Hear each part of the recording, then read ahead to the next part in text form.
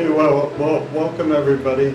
And I'm sorry to hear that you don't have a better way to spend Labor Day weekend than listening to Greg and me. But anyway, my name's Larry Luxenberg. I'm president of the Appalachian Trail Museum. And we have a two-part presentation. Greg and I have done this once before. It worked that time. We'll see how it does the second time. I suggest you stay for all of Greg's presentation. I'm going after that. I'm planning to go till 5 o'clock, so if anybody has anything and they need to leave early, you're welcome. I won't be offended. You know, I've given a lot of talks. People have left early. It won't bother me, but I will keep talking even if there's nobody here. Anyway, Greg is going to start off. He's one of our great volunteers, and one of the distinguishing things of this museum is the wonderful volunteers we have. And Greg's going to talk about what it's like to be a volunteer. So take it away, Greg. Yeah, thanks, Larry. So it's not often, I don't think, that the warm-up act for the main guy gets introduced by the main guy. So I appreciate that. As Larry said, I am what's called a docent at the volunteer docent at the museum, which simply means that's a fancy name for somebody who explains a little bit of history to visitors, greets hikers and non-hikers alike. We have visitors of all kinds who just drop by or who are reconnecting with other hikers from their past. Every single time I'm in the museum, and every single time I volunteer, whether it's like for a morning or whether it's like 3 days, I hear stories that I remember. And when I come back and anybody can ask me, what was it like? I say, well, here's the story this time. And it's always just such a remarkable story. Because people do love to talk about their experience on the trail. I'm glad that I get to hear some of those. And in fact, one of my projects as a volunteer, in addition to staffing the front desk and opening and closing the museum, is to, on any given day, is to start to collect some oral histories and to put those up on the website so that we can give people a place to save and tell their stories, and that in future generations, as Larry, you were mentioning to me this morning, that's going to become even more valuable as we look back on who hiked 20, 30 years ago and why they said they did it, because that's going to be my first question always. Is what motivated you to hike the trail? Why are you doing this? Why are you out here?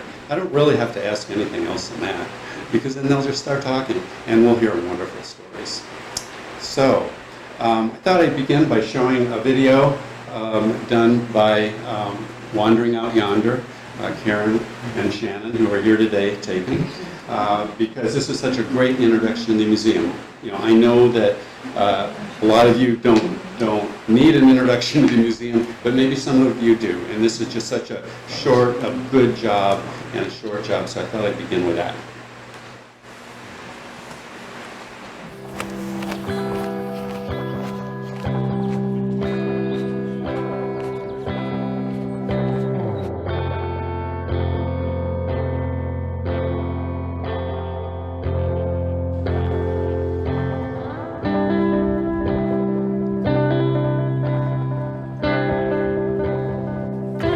Everybody, Shannon and Karen with Wandering Out Yonder, and guess where we're at? We are in the Appalachian Trail Museum. I'm going to spin you around. Look at that. And we have gotten special permission to do the video series of the Appalachian Trail Museum and the history behind it, as well as the fantastic exhibits that continuously change inside the museum. And we're going to start with the library upstairs. And then the museum is in 3 sections: the past, present, and future. And we're going to be sharing with you everything that we see. Appalachian Trail Museum, when you first walk in, is manned by volunteers. The Appalachian Trail Museum, everything is by donation and volunteering time. There is a little gift shop here. You can buy yourself a little souvenir. They've got bandanas and postcards, books, t-shirts.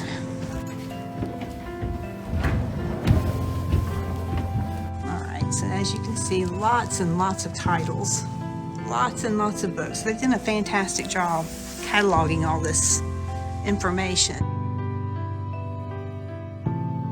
As we said before, there is a past, present, and future display in the museum. We are currently in the present.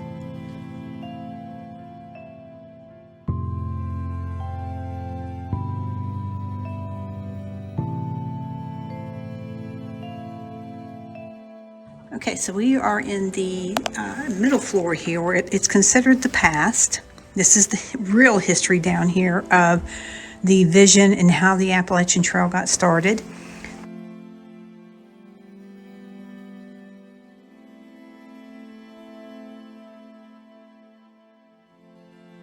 The museum has the past, present, and future, the future being the young kids. So they have a children's museum down on the bottom floor of the museum.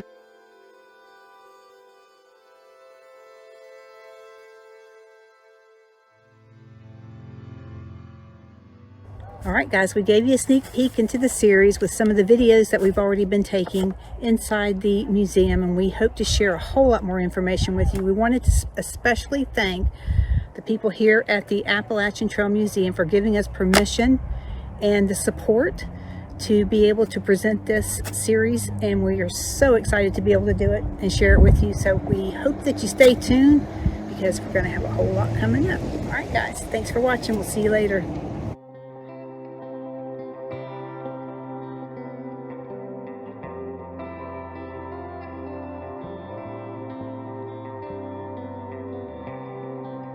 So this is the only place that you are going to find on the entire Appalachian Trail that they actually encourage you to feed the wildlife. This is the donation box outside of the AT Museum, and we encourage you to feed the bear. So the way that I found out about the Appalachian Trail says a lot about what draws me to it, and that is, or the museum, is the spontaneity of it all, and the creativity of it all, and the informality of it all. So the way that my wife and I discovered the museum was on our we day hiked Pennsylvania, and we did the whole state. Started in 2017, I think it was maybe 2020 when we got this far, I don't know, we were going southbound. We didn't know about the AT Museum. So we stopped in. I was first attracted to the building, the historic building. I had to see the inside. You mean I can go in that building? That was wonderful. So that really brought me there. And oh, it's an AT museum too? Great. So I'm inside, and we that's our first encounter with the museum. It was enough to bring us back later. That was just on our hiking through, so we didn't have, we were moving. But we came back in a dedicated visit. And that was the time I walked in the door and mentioned to the docent at that table you saw that we had been at the museum once before. I mean, a common question is, have you been here before? Yes, we've been here before. And I told her how much I liked it. And she asked me this question, have you ever considered volunteering at the museum? And of course I never had, so I had to say no. But aren't those questions a lot of times what get us involved in things? Well, nobody ever asked.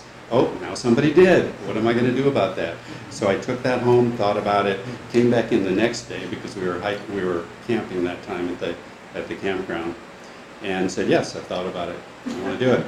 So she put me in touch with Julie Queen, our manager, and this has been my third year volunteering.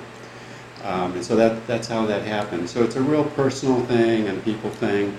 And I wanted you to know more about the people who stopped in by showing you some clips of those who had something to say about that. And then I think we'll move on to Larry.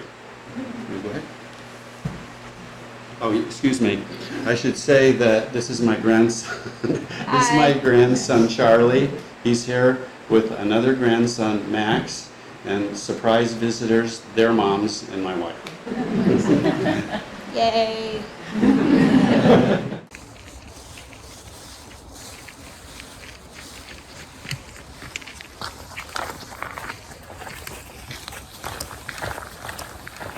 My name is Larry. I hiked the AT from Georgia to Maine in 1980, and afterwards acquired the trail name Pack Rat. Hi, my name is Julie, trail name Ranger, and I thru hiked in 2016. My name is Jay. My trail name was and is Jaybird. I've hiked about 1,500 miles of the Appalachian Trail, beginning in 1974. And I guess my biggest claim to fame is my wife and I had a hiking group out of our church, and we took over 150 kids over 12 years on the Appalachian Trail and the other trails in Pennsylvania and the country. My name is Ed Riggs. On the trail, I'm known as Phys Ed. I completed the trail in 2014. Hi, my name is Kurt. My trail name is Concordia, and I hiked the trail in 2015 and 2022, but that only made up one hike. I got in 2015 from Georgia into Massachusetts, and then in 2022 did the northern bit, the hard stuff. Hi, my name is Judy, and I thru hiked the trail in 1992, and my trail name is Monkey. Hello, my name is Daniel. My trail name is Third Wheel, and I hiked the Appalachian Trail this year, 2023. My name is Pete. My name is Kip. And my trail name is Brother of the Wind. And my trail name is Hippie Kippy. And I did a thru hike in 2011. I started April 2nd and I finished November 2nd. And I thru hiked in 2011, and I started at some point in February and ended at some point in October. I can't remember what day. What do all these hikers have in common? A story. A story to be shared, and the AT Museum wants to hear your story. Whether you've thru hiked, section hiked, or day hiked, all hikers have a story. And the Appalachian Trail Museum believes that all hikers want to share their story. They just need to be asked about it. So the AT Museum is asking. History is in the making, and your story is part of that history. So share your stories, submit them to the museum, and they will be added to an ongoing project that they're working on that's called Tell Us Your Hike Story.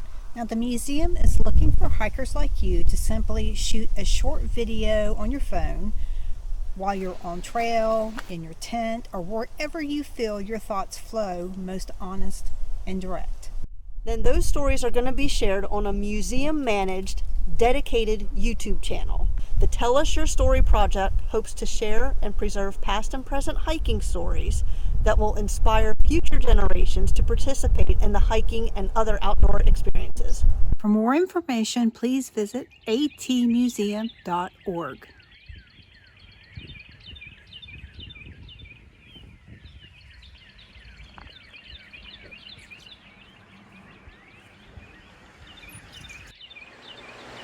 Thank you, Karen and Shannon. Appreciate that plug. That was all about what I mentioned earlier, that we are beginning this project to gather hiker stories, and that's what's important. Larry, you want to talk?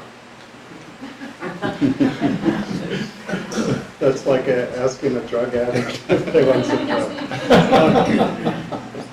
Charlie, you're on notice here.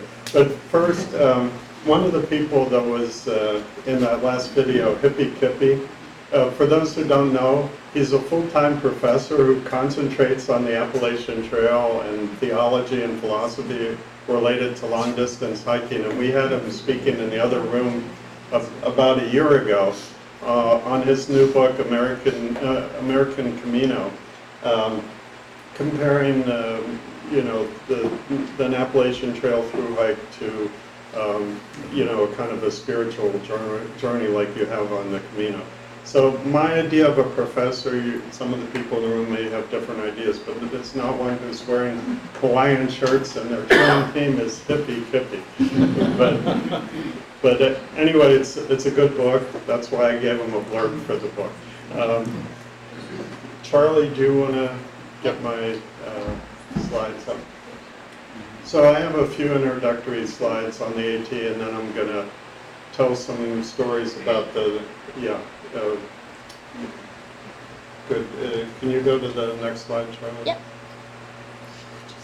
So this, you can't see it very well here, but this is a New Yorker cartoon from the early 1980s, and it shows two backpackers wearing their backpacks at a cocktail party, and it says, years ago they hiked the Appalachian Trail and they haven't stopped talking about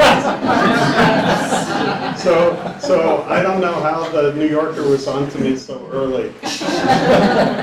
But anyway, they nailed me, and I did use this cartoon with their permission in my book, Walking the Appalachian Trail. Next slide, Charlie. Oh, so we have a joint team here?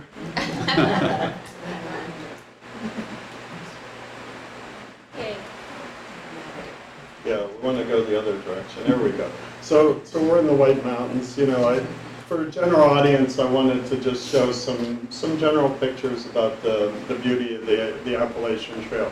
And by the way, you know, there are at least 10,000 museums in the country. I've heard estimates of, 10, 20, 30,000 museums.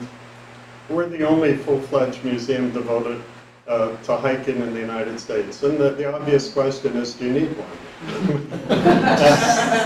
But anyway, I never answered that question. I said, well, I was forced to answer that question because at one point my wife Frida threatened to move out unless I found a place for the junk we collected in the house.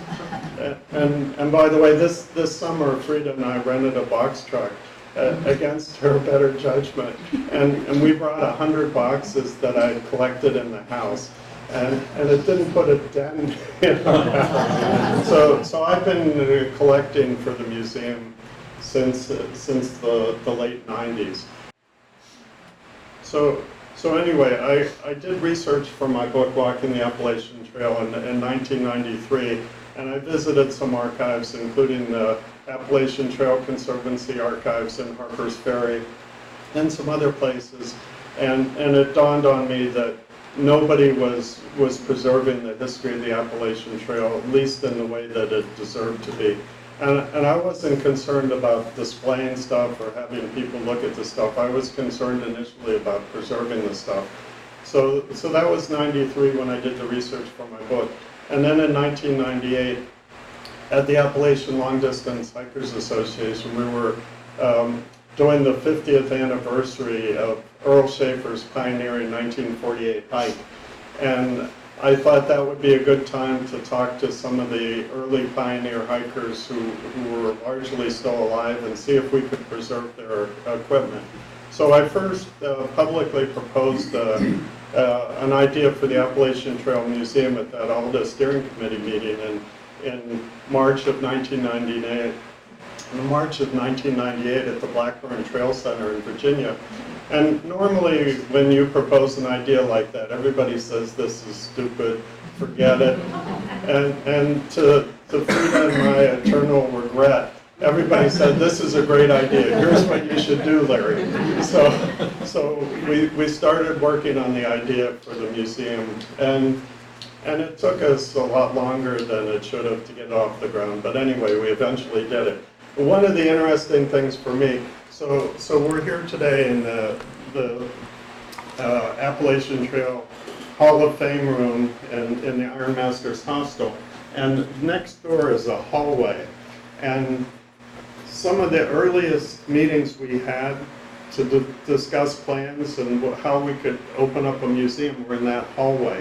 And I remember one in particular at the Long Distance Hikers Ruck in January of 1999, and we had 4 people, including Earl Schaefer's brother and myself. So the 4 of us met in that hallway, and there was plenty of room for the 4 of us. And it was a really cold day, and like at that meeting and other meetings for the next 10 years, we considered locations all up and down the Appalachian Trail. You know, it's 2,200 miles, there's lots of places to put a museum. And never once in those early meetings did we consider having the museum in Pine Grove Furnace State Park. And one of the reasons was I never noticed the old mill building. So back in those days, it was completely surrounded by trees. And when I pulled into the park, I would always park in the parking lot for the Pine Grove Furnace General Store and head up here. And I never looked back.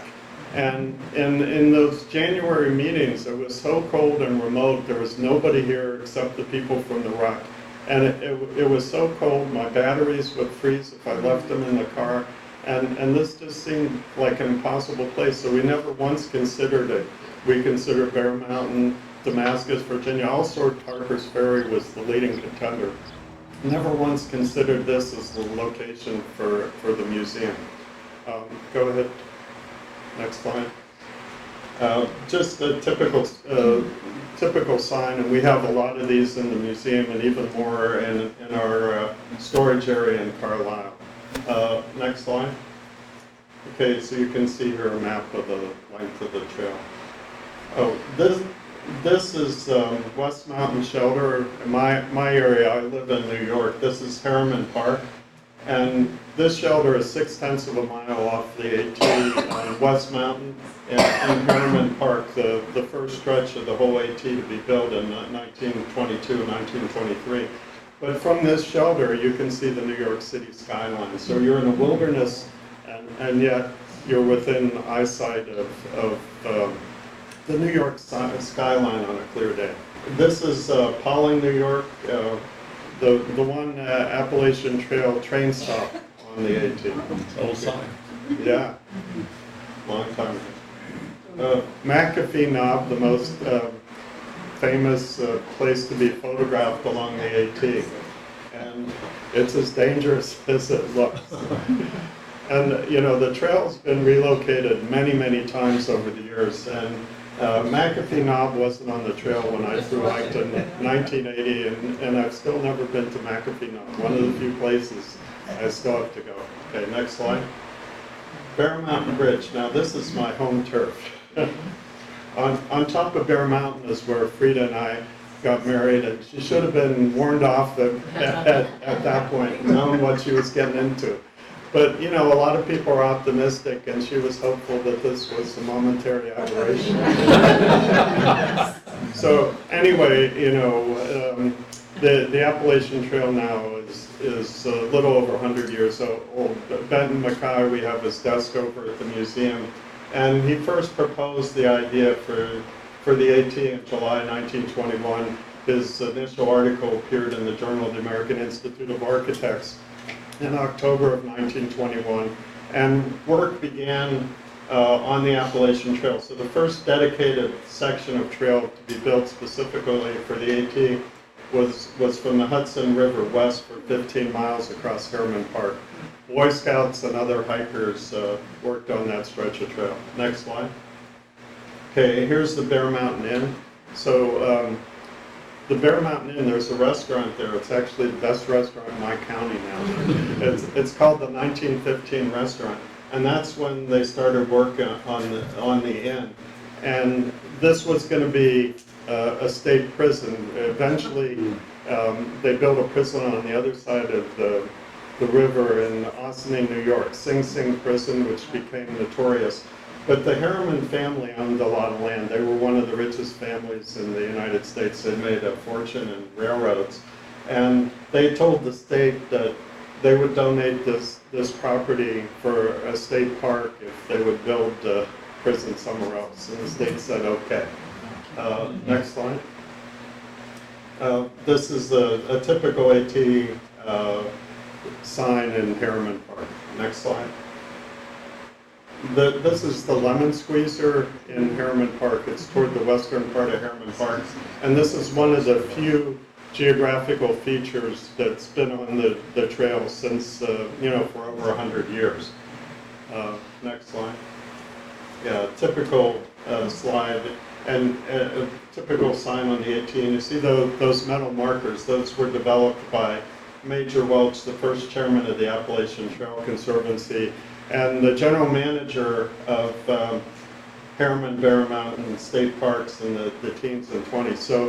So Harriman Park actually predates the National Park Service, and there were national parks before then, but not a National Park Service. And they called Major Welch in to give advice to the National Park Service, and he was chairman of a committee which picked the first national parks in the East Coast, Shenandoah and Great Smokies. Next, and we do have a lot of those metal markers in our collection. Katahdin, the northern end of the trail where most through hikers finish their trail. And in a corner of the museum, we do have one of the signs that was up on Katahdin for 10 years. The weather on Katahdin is so forbidding that those signs got worn out and illegible, so they replace them about every 10 years. Next slide.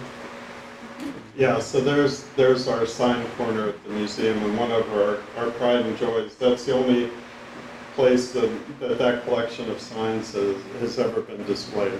Next. So this was our initial exhibit. The two AT founders, you can see most of their heads, but Benton Mackay's on your left, Myron Avery on the right. So Benton Mackay came up with the idea for the AT. And, you know, I mentioned that that was in July of 1921.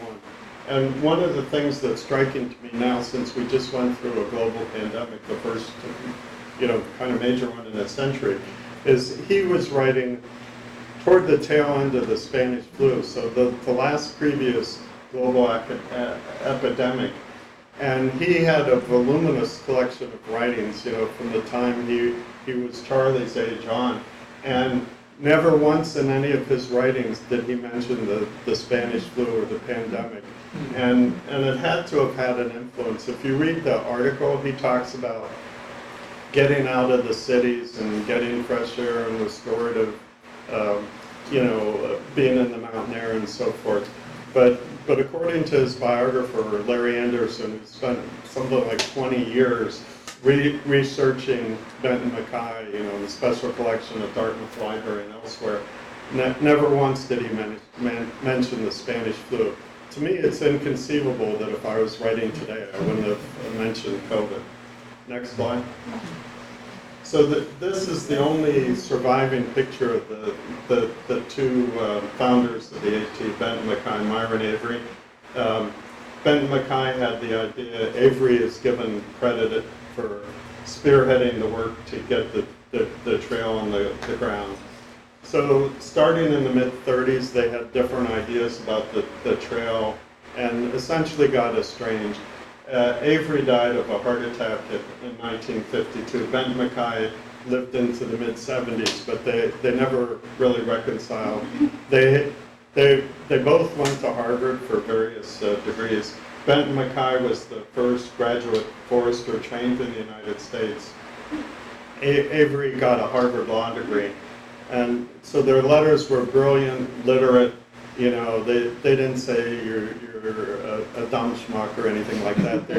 They had really great arguments, but never reconciled their two views. Next slide.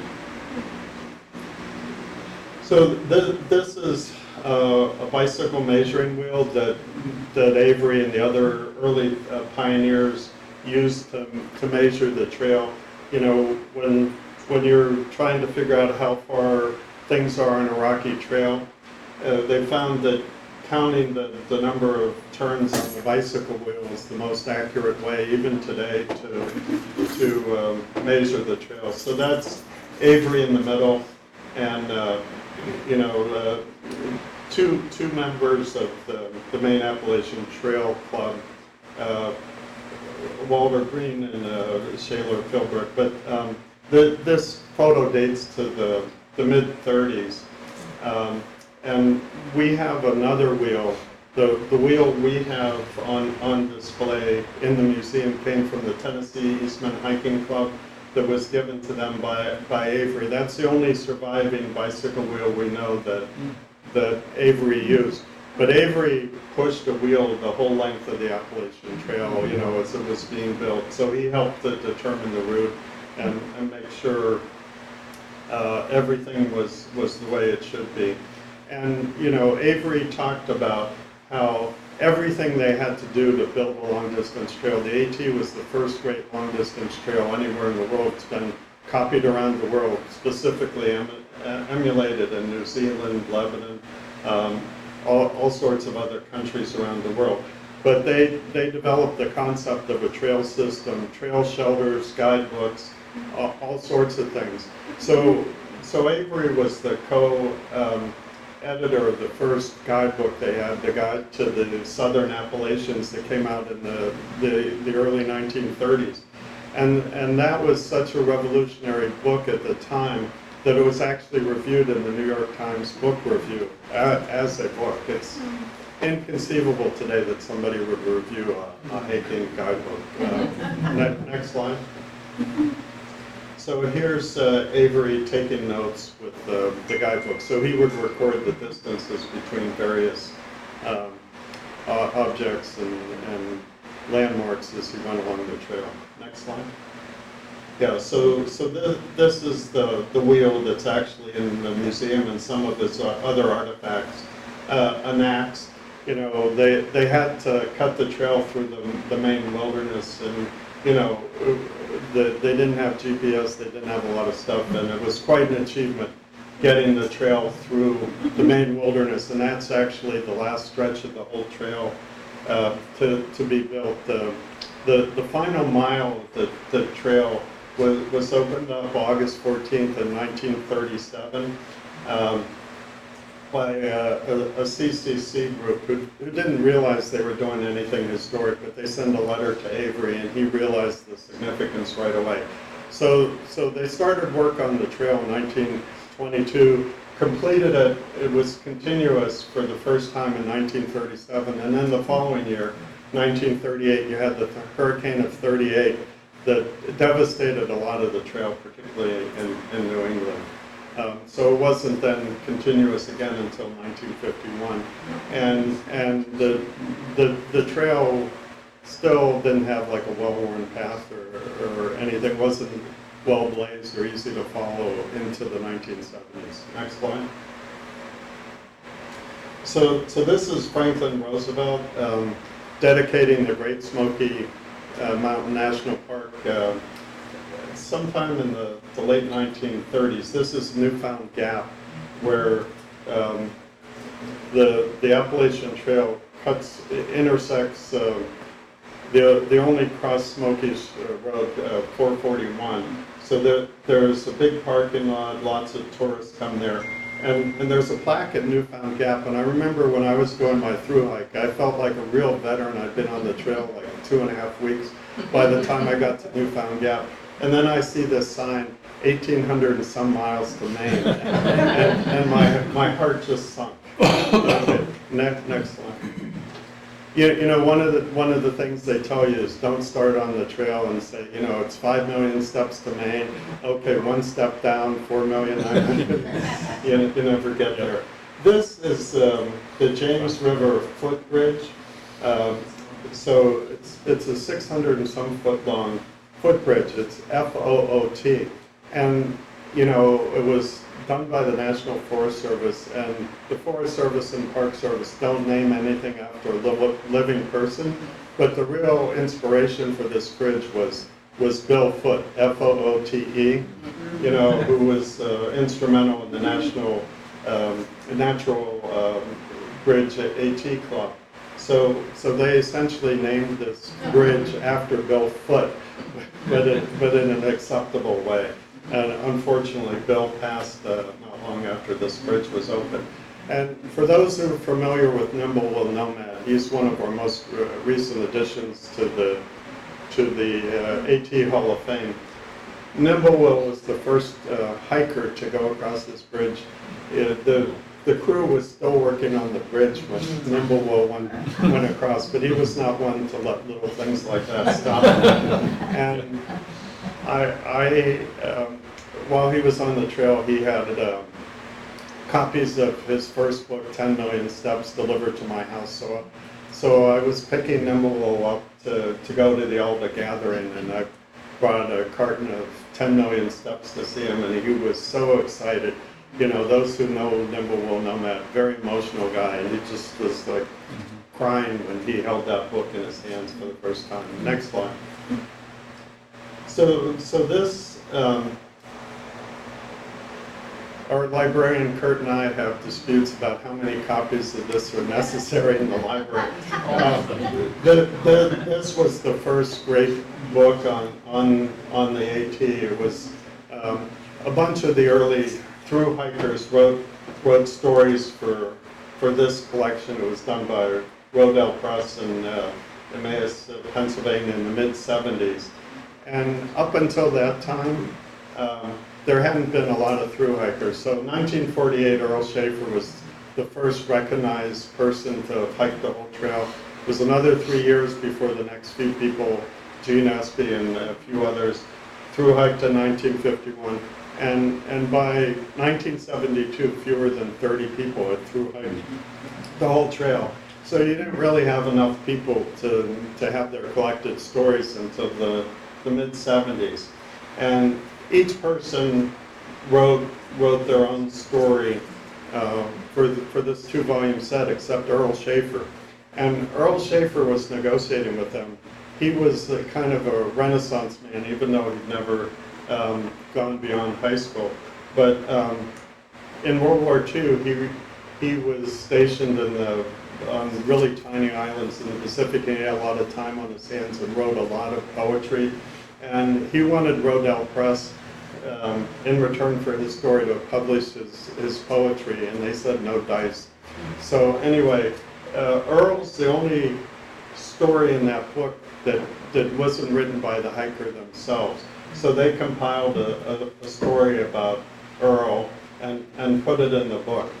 And a few years later, after the book came out, Gene Espy, the second person to do the trail, wanted to give a copy of these books to Earl. And Earl said, no, I'm not taking it, he was still mad at them. And anyway, so Gene said, okay, I'll just rip out your story from the book. And Earl said, no, don't do that. He couldn't stand to see the book damaged. So anyway, he finally accepted a set from Gene. Next slide. So, I was mentioning that until the 70s, there weren't enough thru hikers to have any kind of a gathering or compile their stories in a book. So this was the first real thru hiker gathering. This was the Appalachian Trail Biennial Conference in Plymouth, New Hampshire in 1972. And this was the bulk of all the people who thru hiked the AT in a single year at that time. Grandma Gatewood right there with the beret, one of the best known of the early thru hikers, and we have a big display of her artifacts. Ed Garvey over here. Let's see, where's Earl Schaefer? Earl Schaefer should be in the front with the camera around his neck. Dorothy Laker, so some well-known other hikers in that first gathering. So now the Appalachian long distance hikers have the gathering every Columbus Day weekend, and they'll get 300 to 600 people. The record for the turnout was when it was in Carlisle in 1996. They had about 600. But anyway, it's the largest gathering of long distance hikers anywhere in the world. But it started here in 1972. Next slide. So this text is from an exhibit that appeared at the Smithsonian from July to November of 2009. So that they dedicated an entire room in the Museum of American History at the Smithsonian. And this was after that had been remodeled, and the exhibit prior to this was one of the half-dozen original copies of the Gettysburg Address, and the next exhibit they had was Earl Schaefer's boots and his trail register. So I thought it was great that they did this. Devoted a pretty big room to Earl Schaefer's artifacts. And after they did that exhibit, it ended in the fall of '09. And I thought it was a shame that they would just destroy these posters and stuff that they'd probably spent $1 million on. So I asked them if we could have them. So anyway, when we opened in 2010, we had 3 panels from the Smithsonian on our wall.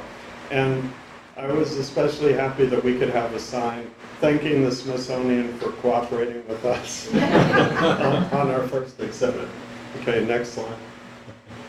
So here's Earl Schaefer finishing the trail in August of 1948. And it was the first real boost of publicity for the Appalachian Trail. The following year, August of 1949, National Geographic did a cover story on the Appalachian Trail featuring Earl Schaefer. And that influenced a lot of the very early thru hikers. Next slide. Yeah. Oh, so this is Earl Schaefer's original notebook where he recorded information about his hike. And so this is now the property of the Smithsonian. So the Smithsonian got first pick on Earl Schaefer artifacts, and then I took the leftovers. But I was happy to get a lot of the leftovers. And I've been on the Earl Schaefer Foundation board for over 20 years, so I have an inside track there. Next slide. Yeah, and these were his Russell moccasin bird shooter boots that he wore on the 48 hike. So again, in the Smithsonian collection. Next slide. And this is our display. In the middle, you can see Earl's original handbound copy of Walking with Spring, his account of the 48 hike. So a lot of that is his recollections from the notebook. And Earl tried for many years to get the book published, and finally, in 1981, the Appalachian Trail Conservancy Board agreed to publish the book, and Earl donated all the rights. So ATC makes the profit. Earl was able to see his book in print. But we do have for sale some of the hand-bound copies, that an Earl personally did. And we also have, there's a picture that Bart Smith took of Katahdin, and shortly before his death, actually, a lot of these cards that Earl signed were while he was hospitalized with his final illness. So those photographs are for sale at the museum too. And this is some of his other equipment. The pith helmet is one of his signature items. Most of his stuff was the Army surplus gear. There wasn't a real backpacking industry when Earl did the trail in 1948. L.L. Bean and a few others sold some stuff. But even as late as 1980, when I was doing the trail, I went through Damascus, Virginia. The trail goes down the main street. And I wanted to get a water bottle, and you couldn't get a water bottle anywhere in Damascus. That was before the days of cheap plastic. But things are a lot different today. Next slide, Charlie. Okay, Gene Espy, second person to do the trail. He hiked in 1951, and he was inaugurated in the charter class of the Appalachian Trail Museum. So a lot of our ideas for the museum have come from our volunteers, and not long after we opened the museum in November of 2010, so we opened the museum June 5th, 2010. November, Jim Foster sent me an email and proposed a Hall of Fame, and I said, that's a good idea, Jim. And then a couple weeks later, he sent me another email asking me what I'd done about it. And I said, how can we help? And anyway, the following year, he inaugurated this first class of the Appalachian Trail Hall of Fame, and it's become a real success. The first line of somebody's obituary who's in the Hall of Fame says, Gene Espy, not Gene Espy, Earl Schaefer, a charter member of the Appalachian Trail Hall of Fame. Next slide. Gene, who's still alive in Georgia today, hiked in 1951. He was 29 years old. And when he got to Maine, he had this big bushy beard, and he was really proud. One of the people who saw him along the trail said, there goes a spry old man at 29. So Gene did look pretty old at 29. So, yeah, next slide. Grandma Gatewood, you can see she had these, no backpack, she just carried some kind of a bag over her shoulder, sometimes a denim bag. But, you know, she was very handy, and she just sew together whatever she had on hand. You know, she was one of 15 kids, had 11 kids, and so she was skilled at doing a lot of stuff of necessity. And when she hiked the trail for, well, she started the trail in 1954, and she made it a few days from Katahdin south, and had to be rescued by rangers, and they finally caught up with her. She'd broken her glasses, didn't know where she was, and these rangers caught up to her, and they told her, "You're lost, Grandma," and she said, "No, I was just misplaced." And she didn't tell the story quite to her family or the local press. So after she got home, the local Gallia County, Ohio paper had an article on her trip, and they said, "Poet climbs highest mountain in Maine." And they didn't mention these minor details, that she was lost in the woods, had to be rescued, and essentially kicked out of the woods.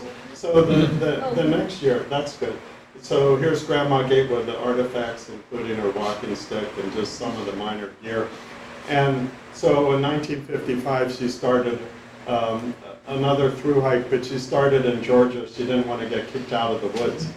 And she didn't tell her family. At that point, she had 11 kids and one great-grandchild. And she would visit different kids, so each one of the kids thought she was visiting somebody else. And she didn't want to tell them what she was doing because she figured they'd kick her out of the woods. So anyway, she got to near Roanoke, Virginia, and was interviewed by a reporter from the Roanoke newspaper. And at that point, she figured she better tell her daughters at least what was going on. So she mailed postcards to two of her daughters, and they got the postcards the same day that the Associated Press had carried that article around the country. Next slide. Ed Garvey, so this is another one of our big display cases at the museum. So Ed thru-hiked in 1970, again one of the first 30 or so thru-hikers, and he wrote this book, Appalachian Trail Hiker, and it was one of the first real how-to books about doing the trail. But Ed also got a lot of publicity. He was mentioned in National Geographic magazine. There was a front page article in the Wall Street Journal. But what really kicked off the publicity for the trail, it was excerpted in Reader's Digest. And this led to a huge upsurge in backpacking on the AT and around the world. So before 1972, there was something like 30 or 40 thru-hikers who'd done the trail in a single year. 1973, there were 85, so big spike, and it's kept building from there. So I credit Ed Garvey with really being the spark that ignited backpacking around the world. We have all sorts of artifacts from him, including some of his Eagle Scout artifacts. Next slide. Trail Days Parade. So in Damascus, Virginia, they have Trail Days, so the weekend after Mother's Day every May. And the first one was in 1987. Dan Bruce decided he was going to do a 50th anniversary hike of the completion of the trail in 1937 and have ceremonies up and down the trail. And the one that really stuck was Damascus. So every year since, they've had a trail festival. And a lot of the work in organizing the museum would get done at the gathering or trail days. For many years, we had a table at trail days, and people would give us artifacts. They'd hear about the museum, they'd offer to volunteer or something. But the biggest coup I had was in 2008, somebody came over to our table and he said, I live in Perry County, about an hour from where you're thinking of putting the museum, and I'm a commercial plumber. And he said, I'd be happy to help. And I wrote his information on a scrap of paper, and 2 years later I called Bill and I said, we're ready to go. We have permission to do work on the trail. and Bill came and he did all of our initial plumbing. I was upset afterwards. He moved to North Carolina without my permission. but he got us going. Next slide. Oh, so 2010, when the museum was opening, you know, on National Trails Day, June 5th, 2010, a couple weeks before, they honored the AT Museum at the hiker parade. So I was Grand Marshal of the hiker parade, and we had our whole museum group hiking at the beginning. But one of the things I was most proud of, I can sink into the background of any room. So here I am, Grand Marshal of the parade in Damascus. And Damascus at the time had a population of 900 people. And we're, you know, our group, we had maybe 10 people. And we figured, well, since we're going to be at the head of the parade, we better get to the, you know, the gathering point for the parade early. So about 40 minutes before the parade, we went to where the parade was starting. We're standing around, and at parade time, nothing is happening. And finally, the singing horseman went over to one of the policemen, and he said, you know, asked what was going on. And they said, we're waiting for the Grand Marshal. And they wanted me to ride in a vehicle, and I'm thinking, this is a hiking museum. so I'm walking, so our group is walking, and my so-called friends kept pointing me out, you know, the hiker parade's noted for the super soakers and people throwing water balloons, and my friends are saying, here he is. So I got soaked in that parade. Next slide. Just another picture of the parade. Go, next slide. Bill Irwin, one of the most famous hikers to do the trail, the blind hiker, you know, he has a great book on the trail, Blind Courage, and he hiked the trail with his dog Orient. He appeared here once, and we have a pair of his boots in our collection. At some point, we really should have an exhibit about him. But anyway, just remarkable when you figure how difficult it is to do the whole trail and to do it blind. So Bill fell thousands of times during his through hike, and at one point he was wearing you know, elbow pads and knee pads to protect himself. But it's a miracle that he was able to do the trail. And he thought that by halfway, Orient could tell that it was blazes that were marking the trail. And sometimes people would hike with Bill and think he was doing a favor, but you know, stuff would happen, like somebody would go off in the woods to use the facilities, and Orient would think that's the trail, so they would take Bill into the woods with them. So anyway, people had to be careful when they hiked with Bill. Next slide. Walking Jim, we have a walking Jim exhibit at the trail. So Jim first hiked the Appalachian Trail in 1974, and he continued to backpack for the rest of his life. He had an untimely death, died at age 57, but got a lot of publicity for the AT and hiking in general. You know, there have been 3 front-page articles on the AT over the years. And Jim was featured in a front-page article in the journal, the Troubadour, the Trails. But he was especially supportive of the museum in the early days. Did a fundraiser at Carlisle in, I think, 2008 at the Carlisle Theater, but was always supportive of the museum concept. And we were proud to be able to put him into the Hall of Fame. Next slide. Roger Brickner, who was one of the legendary trail angels, he had a cottage on Greenwood Lake, and in Greenwood Lake, New York, and hosted hundreds of thru hikers there, and then later on had a place in Haverhill, New Hampshire. Next slide. So in 2009, Alda had its long-distance hiking gathering at Gettysburg College. And at that time, we hadn't yet got our certificate to start working on the building, but we were able to clean the building. So Alda had a work trip at the museum, and we had this motley crew doing work on the building. Jim Foster, who I mentioned earlier, the Hall of Fame and one of our great volunteers, we have a picture of him standing on a ladder with a broom sweeping the ceiling of the top floor where the library is now, Kurt. Lots of great volunteers, president of the Maryland Appalachian Trail Club, and Bruce Dunleavy, one of our great volunteers, who's done a lot of work for us, including the coffee table in the next room, and done a lot of physical work on the trail. So we had a great collection of people working on the museum building that Columbus Day weekend.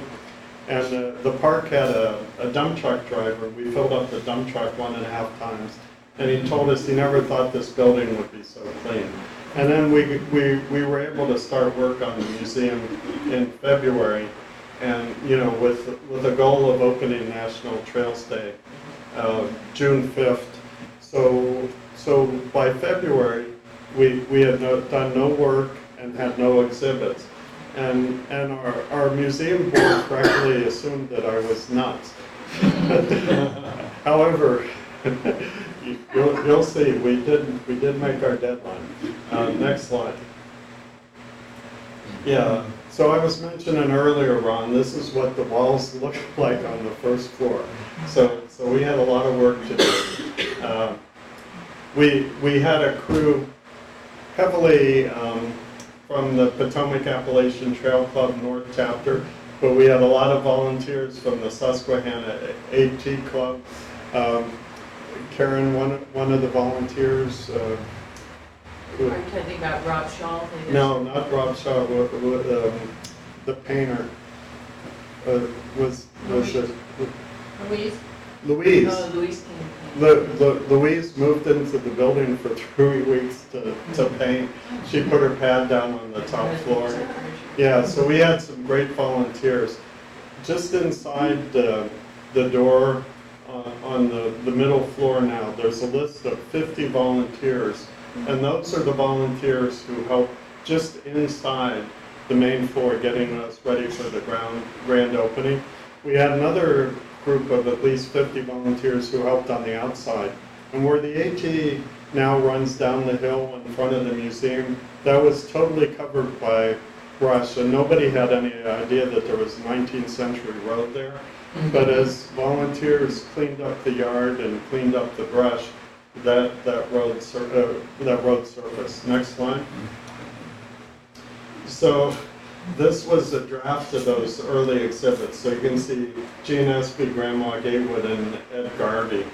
So this is what we were working with 2 or 3 months before the museum opened.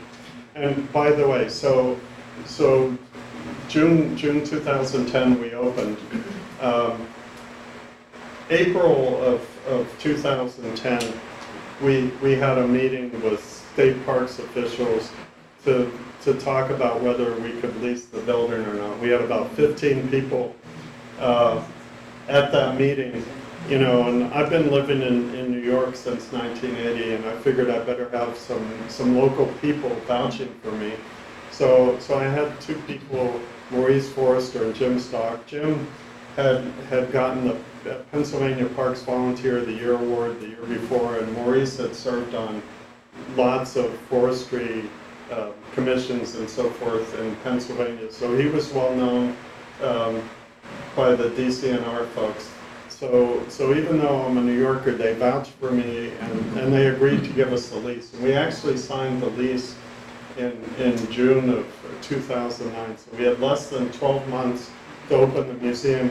At that time, we had less than $5,000 in the bank, no architect, no exhibits, not enough artifacts, and no plan. So some people would say, this is not like a very auspicious beginning. Next slide. So that's Bonnie Ralston, who was our exhibit designer. So November of 2009, Bonnie emailed me and she said, I work for the Museum of Modern Art in New York, and I did a through hike, and I'd like to help with the exhibits. And I wrote back and I said, we have no budget. And she said, no, I'm a volunteer. So anyway, Bonnie came up with our, our style and, everything to do with the designing the exhibits. And you can see, Ron, the walls were not in great shape to receive panels. Next slide. So that was Al Black from the Potomac Appalachian Trail Club, and one of our volunteers, Tom Johnson, had been a former president of PATC. So he used his weight to get PATC's top construction guy. And PATC does a lot of construction work. So Al was a full-time contractor and just in his spare time did this project. But in PATC, he was considered a genius with construction. Yeah. So Bill Jones with the red bandana. We're in Cook Township, right? Cook Township has what, under 200 people? Bill was one of the three township supervisors in Cook Township. So him being a volunteer helped us smooth some of the permit difficulties. But anyway, Bill helped us inside. He did work on the yard and helped to build our initial porch. So you can see where that framing is. That's now when you walk into that first floor, you see Ed Garvey's back in profile, and it talks about what the Appalachian Trail is. That the text for that was written by Lori Pottinger, longtime information specialist with ATC. So this was March of 2010. So 2 months before we opened. Next slide. So we opened up. Our grand opening was on Saturday. This is Wednesday morning. 96 hours before we opened. We still didn't have a certificate of occupancy. But anyway, our top exhibit fabricator, Greg in the blue shirt, who's been involved with Gwen Luce from the very beginning in 2007, and he's done all of our exhibits and continues to. They have a small family firm in York, Pennsylvania, Graphics Masters. And you can see in the background that was a kids shelter that they named the ZZ shelter. Yeah, so you can see that opening exhibit. Next slide. Yeah, so those were the exhibit cases. So you see that clear glass, and on top of those we have the little signs that say "Don't lean on the glass," so people think, okay, that's a good place to lean. Anyway, so they're installing. I think Ed Garvey and Grandma Gatewood in this one. So again, this is Wednesday and Thursday morning with a target date of Saturday morning at 11 o'clock. Next slide. Yeah, they're putting in the Smithsonian panels here. Next slide. Bill Speed is the one kneeling down, and I've forgotten his name. He was from it was a Bob from the Potomac Appalachian Trail North chapter. So Bill leaning down was our commercial plumber and two-time AT through hiker. Yeah, so that's that ground floor bathroom. And actually, we needed a certificate of occupancy, and because we were a nonprofit in a government building, the supervisor for us was the Department of Labor and Industry in Harrisburg. And they struck terror in everybody's heart, because they were sticklers for enforcing all the building rules and stuff. So the final two things we needed to open up, Friday morning, we didn't have a sign on the bathroom in Braille that said restroom, and we didn't have a soap dish in the bathroom. And if we hadn't had those two things, we wouldn't have been able to open. We would have had this big crowd on Saturday, and we wouldn't have been able to show anybody the museum. But the park manager, Jason Zimmerman, had said, you know, if you have any problems, let me know. So I go over to Jason, and I tell him we need these two things, and he goes, well, I have an extra soap dish in the park headquarters. And then he turns to his maintenance supervisor, Warren, and he says, Warren, do we have a sign in Braille? And Warren said, well, we have a sign in the campground on a bathroom that's closed. And they can borrow that sign, but I've drilled special holes for it, so I need the sign back. So Warren had me go down in this pickup truck, get that sign in Braille, come back to the museum. The building inspector said, I don't care how you stick it up, it's just got to be stuck up on the door. So we put it on the door. This is 10 o'clock Friday morning, and he signs off on the paperwork. So 25 hours before our grand opening, we're in business. We have our certificate of occupancy. Next slide. So this is the grand opening. You can see the Singing Horsemen had shown up with this vinyl banner that said Appalachian Trail Museum. And this is the halfway marker that's still on the porch, but there's a story about that halfway marker. So that halfway marker was done by Chuck Wood, who's done the main sign for the museum, and he did that halfway marker, which was up on the Pole Steeple Mountain for 25 years.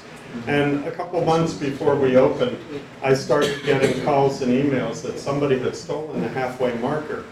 And then I went to a meeting at the PATC North Chapter at Gypsy Spring Cabin, and this guy comes over to me and he said, you know, the trail's been relocated, so the halfway marker now is south of the museum, not on the pole steeple. So we took down the pole steeple monument, and I'm saving it for you. It wasn't stolen. So we had this, and we didn't know what we were going to do with it. It was in the basement. We were thinking, you know, we're just opening on the first floor when we opened the museum, and we were going to lean it against the fireplace, but we would have had to cut the bottom 2 feet off.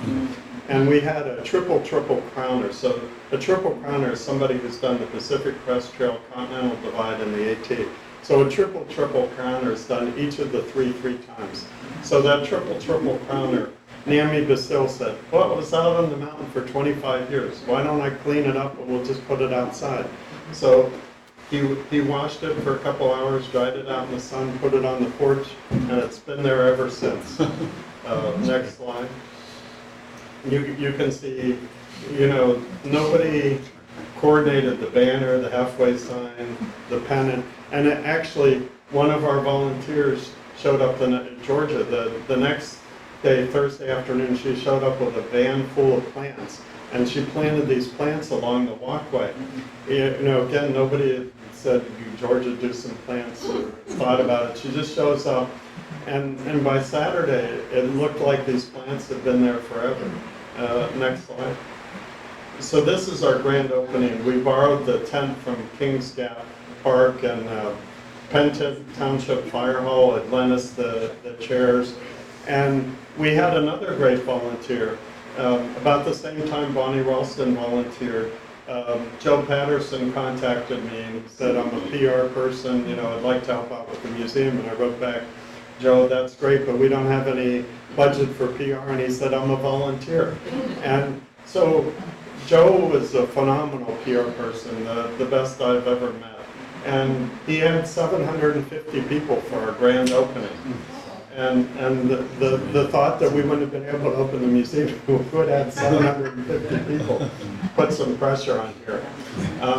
In the front row, can't see it good, but anyway, Earl Schaefer's brother, John Schaefer, a couple of Grandma Gatewood's daughters, just all sorts of people showed up for the grand opening. Next slide. So I'm holding the one end of the duct tape, Bill O'Brien's holding the duct tape for a traditional duct tape opening for a grand opening. And cutting the ribbon is Benton Mackay Schwartz. So his parents are really avid trail maintainers and continuing to be involved with the trail. Ben got a degree in forestry from Maine, and actually when Greg and I did this presentation in April, his dad was there. So that was the first time, you know, I'd seen somebody from the family in 5 or 6 years. Next slide. This is Grandma Gatewood's youngest daughter, Lucy Seeds, and another one of the daughters speaking at the grand opening. Next slide. So this is the crowd waiting to get in the grand opening. And you know, my fear for years had been we would build the museum and nobody would come. And never once till the day before the grand opening did anybody ever mention crowd control. And my nightmare, I'd been up at the Lumber Museum on Route 6 near Coudersport, and I was there on a Saturday morning, and it was me and 3 staff. And I had a nightmare we would build the museum and nobody would show up. I never once considered the possibility too many people would want to come in. But anyway, we only had one official door. And on this side, there's some steps, but an official door has to be 36 inches wide, or it's not handicap accessible. And that door on the side is only 32 inches, 4 inches short. But our docents didn't know that. So one opened that door and used that for people to exit the non-door. So we had people coming in the front and going out that staircase, and we had a crowd all day. And never once had I considered that possibility. Next slide. Just people in the half-gallon club. Next. Another half-gallon. Harold Croxton, we had a hike for history that day from before the grand opening. People hiked from Kings Gap downhill 6 miles to here.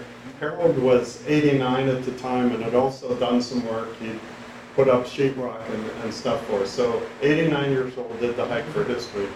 Again, at that presentation in April, I heard Harold's still alive at 104 and doing well. Next. Dick Martin, this is the Center Point Knob plaque. There's a big story to that. I'm going to skip that today, but we have that on display at the museum. Next slide. You know, some artifacts in the museum. Next. The Earl Schaefer shelter, good story about that. Next. So this is where the Earl Schaefer shelter was, in the woods. And just a quick story on that. So for 2 years, we tried to get permission to move this out of the woods. So it's northeast of Harrisburg. And the Susquehanna AT Club had built a replacement shelter way bigger than this. And we were going to take this out of the woods to preserve it. And we went to the National Park Service and different agencies to get permission for this.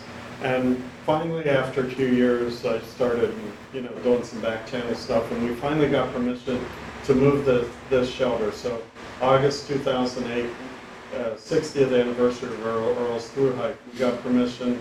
We took it apart log by log, took it out of the woods. And you know, everybody had been so concerned that we wouldn't take good care of the shelter.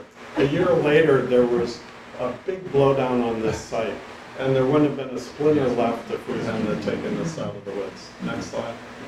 Yeah, Karen Balaban is over here, one of the people who helped on that project. Bruce Dunleavy in the yellow or green shirt on the left there organized the whole thing, and we had a ceremony with like 40 people, took the shelter out of the woods that day, log by log. Yeah, you can see some of the project. We have pictures of this in front of the shelter in the museum. Next slide. Halfway marker. Yeah. And Chuck Wood produced an identical marker. So this is south of the museum, not far from the Tom's Run shelter. And this to me is like the Mount Suribachi shelter picture where you're doing the kind of flag racing. So anyway, that's not movable. It's in cement. Next slide. That's Chuck Wood who did that. Did the museum sign and put 300 birdhouses along the AT in Pennsylvania. among other quirky things. At Harper's Ferry for many years they took Polaroid photos of through hikers, and one of the museum projects, we digitized those through hiker photos, 12,000 Polaroids with 18,000 people, one at a time. That's Terry Wilson who did that project and did about 2/3 of those photos by herself. Next. We had a number of speakers at the museum. Next slide. So this is the Barefoot Sisters giving the talk. They drew the biggest crowd we've ever had for a talk, 100 people. And just one of the talks we had inside. Yeah. Next. Nancy Robinson was our volunteer of the year, the second year. Next. Yeah, you'd see the Earl Schaefer shoulder in context. Yeah, I love that sign. It was from the White Mountain National Forest. Dave Sherman, a member of the Hall of Fame, gave us that sign. And it warns you about the bad weather on Mount Washington. But it gets visitors to stop and, at least hesitate by the docent desk. Next.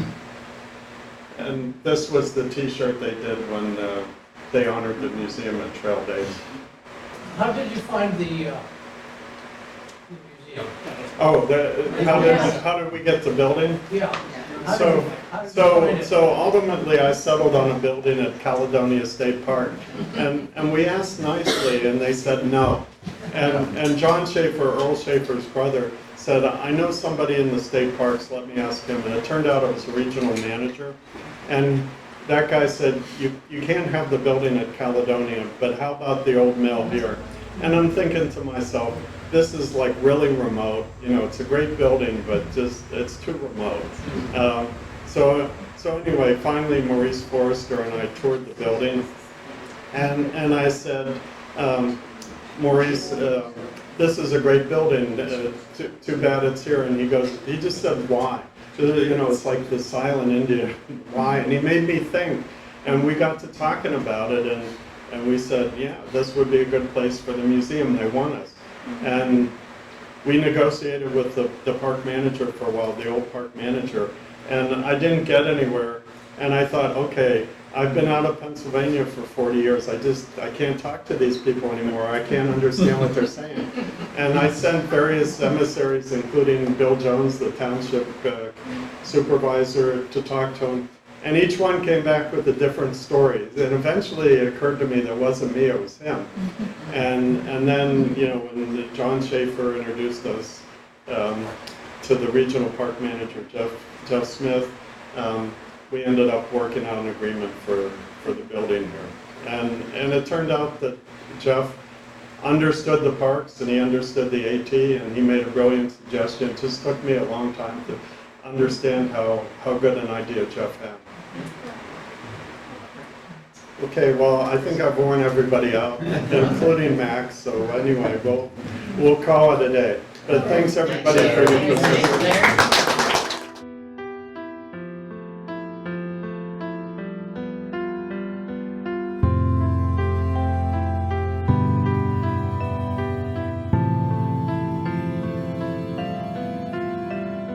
On behalf of myself, Larry Luxenberg, and all the volunteers of the Appalachian Trail Museum, thanks for watching. If you would like to help support the museum, you can become a volunteer. Hi, welcome to the museum. Donate at the museum or online, or become a member of the AT Museum Society. For more information, please visit atmuseum.org.